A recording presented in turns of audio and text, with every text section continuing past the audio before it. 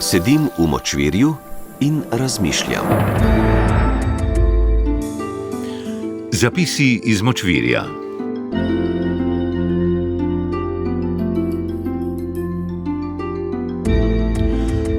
Danes je na sporedu prelomna oddaja, ker so prelomni časi, v katerih živimo. Kot vidimo, medijsko počasi jemlje hudič, zato pa se krepi obrambna panoga. Tako je povsem normalno, da se kreativni del naše skromne redakcije razpušča in se seli, skupaj s kreativnostjo, na področje obrambne in vojaške industrije. Kako kmalu se bomo vključili v slovenski obrambni grozd, še ni povsem jasno.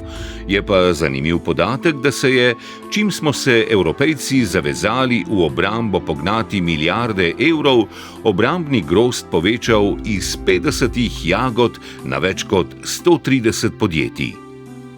Tako se bomo zgolj preimenovali iz zapisov v močvirja v pošasti iz močvirja in pričeli služiti denar. Naproti nam je prišla država v podobi nenadkriljivega Damirja Črnčeca. Kjerkoli se srečajo obramba, vpliv in denar, je najti tudi tega podjetnega strokovnjaka za obrambo. Tako ne čudi, kako mu vsi priznavajo, da je prav njemu uspelo znotraj slovenskega državnega holdinga ustanoviti podjetje imenovano DOVOS. Družba za obrambo, varnost in odpornost Slovenije. Ker se bomo danes s kraticami še srečevali, naj izrazimo zgolj razočaranje, saj bi bilo ime družbe mnogo bolj zveneče, če bi prvi O spremenili v A ali pa vsaj zadnji S v Z. Kakorkoli. V kratkem, nekje do konca oktobra, je pričakovati javni poziv za prijavljanje obrambnih projektov, ki bodo sofinancirani ali pa v celoti financirani s strani države. Ker gre za eno največjih naložbenih priložnosti zadnjih desetletij, smo v našem novem obrambnem podjetju takoj zagnali nekaj projektov, ki jih kanimo prijaviti na javni poziv.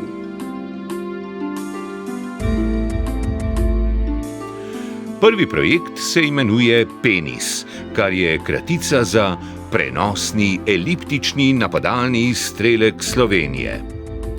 Do konca ga bomo sicer razvili, ko dobimo državne milijone. Zaenkrat lahko z javnostjo delimo zgolj osnovne taktične karakteristike in potrebne resurse za izdelavo tega obrambnega sistema. Za začetek potrebujemo močno leskovo palico in nekaj leskovih šip.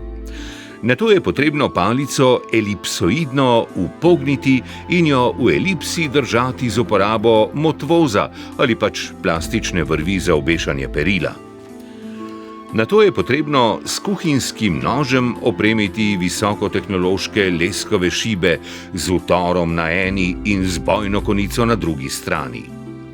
Tako dobimo multifunkcijski obrambni sistem, saj je mišljeno, da se lahko PENIS uporablja proti ciljem na kopnem, morju in v zraku.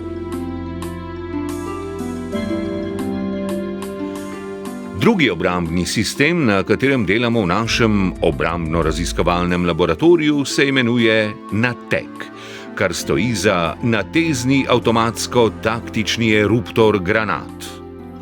Kot za PENIS imamo tudi za NATEK že izdelane prve inženirske skice. Kot rečeno, pa ga bomo do konca razvili šele, ko dobimo s strani države nakazanih približno 100 milijonov evrov, kolikor naj bi veljala fabrikacija tega orožja. Za osnovo smo si zamislili rogovilo, najbolje bukovo, ki jo prirežemo v obliki črke Y.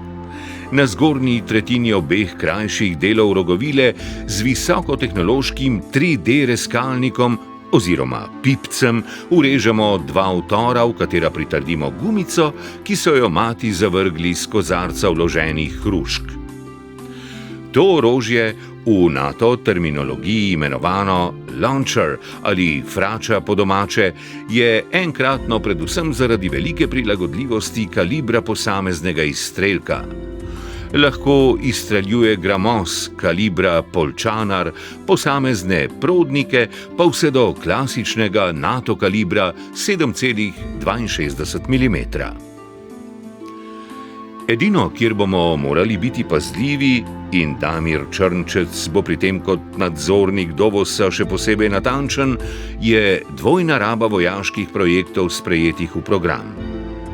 Kot vemo, evropske države, tako tudi Slovenija, ne bodo slepo in po ameriškem diktatu investirale v obrambno industrijo, ki ne bo znala početi nič drugega kot ubijati sovražnike. Oziroma, kot se vidi v Združenih državah, pobijati naključne mimoidoče. Ob vojaški rabi morajo projekti imeti vsaj nekakšno funkcijo tudi v civilni sferi in na srečo ga naša projekta Penis in Nateg imata.